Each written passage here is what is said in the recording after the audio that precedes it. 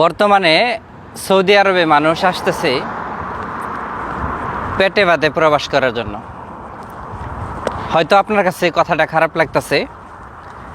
তো কালকে একজন লোকের দেখলাম, একটা লোকে আসছে সৌদি আরবে আপনার 5 মাসের কাছাকাছি। তো এই 5 মাস ধরে সে সৌদি আরবে আসছে, এখন কিন্তু পেটে ভাতে কাজ করতেছে 5 মাস। একটা কথা বুঝেন, একটা লোক যখন সৌদি আরবে আসে কোনো না কোনো জায়গা থেকে লোন করে বা আত্মীয় স্বজনের কাছ থেকে টাকাটা নিয়ে তারপরে কিন্তু এই সৌদি আরবে আসতেছে। তো দেখেন, এই যে 5 মাস ধরে সে পেটে ভাতে কাজ করতেছে একটা বাংলাদেশি হোটেলে, বাঙালি হোটেলে, কারণ ওইখানে লোক দরকার নাই। এরপর তার কাছে যখন এই বিষয়গুলো বলছে, সে আর কি কাজের নেওয়ার জন্য আর কি একটু আগ্রহী দেখাইছে যে আমার এখানে কাজ করো, তার বিনিময়ে আমি তোমাকে 3 বেলা খাবার দিতে পারবো আর রুমে থাকতে জায়গা দেবো। এটাও আবার সে রিস্ক নিয়ে কাজটা দিচ্ছে। কারণ হলো আপনারা জানেন, রেস্টুরেন্টে কাজ করতে গেলে বলো দিয়ে কাট লাগে, ইউনিফর্ম লাগে। এরপরেও বাংলাদেশি ভাই হিসাবে এটা সহানুভূতি দেখাইছে তার জন্য, তো ওনাকে ধন্যবাদ। তো এই যে বলতেছি যে পেটে ভাতের প্রবাস কী জন্য আপনি আসতেছেন সৌদি আরবে। এমন না যে সৌদি আরবে কাজ নাই, ভালো কোম্পানি নাই, তা কিন্তু না। সৌদি আরবে সব কিছুই আছে, আগের মতো, আগের চেয়ে আরও উন্নত হয়েছে।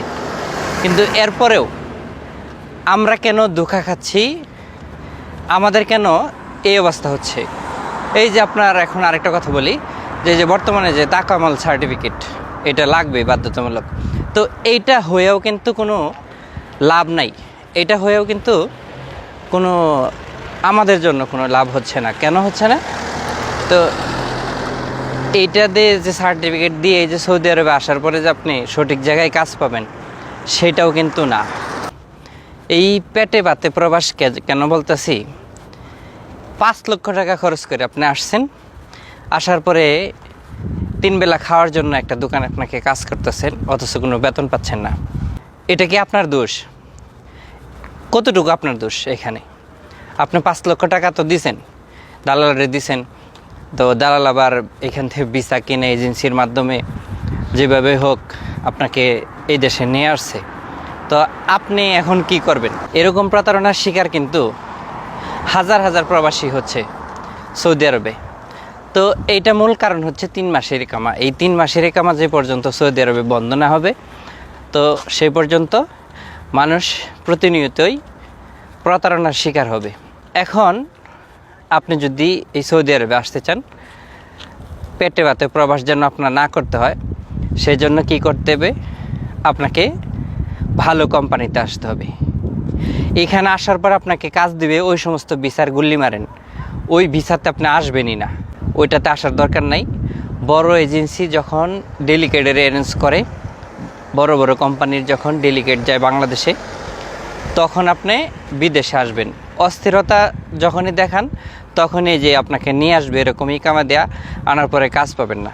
তো আবার ওই লোকটার সাথে যে 3 মাস ধরে 5 মাস ধরে যে সে আসছে, আসার পরে যে কাজ পাচ্ছে না, ঘটনাটা আবার শুনলাম।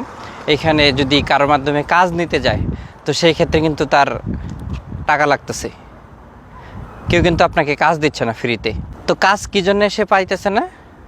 সে বলতেছে যখনই যার কাছে কাজের জন্য যায় সে টাকা চায়। কারণ সে বলে আপনি তো 5 লক্ষ টাকা দালাল দিয়ে আসছেন না, তো দালালের কাছেও থাকেন নাই, দালালে আপনাকে রিসিভও করে নাই। তো এখন যদি আপনি যদি 20-50 হাজার টাকা খরচ না করেন, তাহলে আমরা তো কাজ দিতে পারবো না। তো এইখানেও হয়ে গেছে আরেক সিন্ডিকেট। টাকা হলে কাজ পাওয়া যায়, টাকা না হলে এখন সৌদি আরবে কাজও পাওয়া যায় না।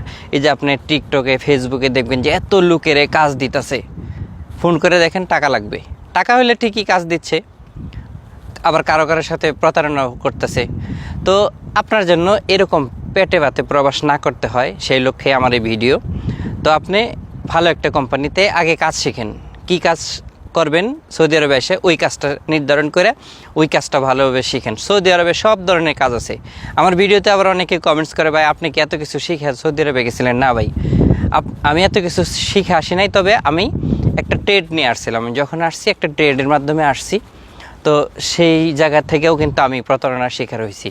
তো এরকম যেন আপনার না হইতে হয়, এই জন্যে আপনাদেরকে আমার এই ভিডিওতে বলা। তো একটু সাবধানে আসবেন, সৌদি আরবে ভালো লোকের মাধ্যমে ভালো এজেন্সিতে আসলে ইনশাআল্লাহ আপনার রিজিকের ব্যবস্থা হয়ে যাবে। আল্লাহ তাআলা আপনাকে ভালো একটা পথ দেখাবেন। তো ভিডিওটা ভালো লাগলে শেয়ার করে দিবেন। আল্লাহ হাফিজ।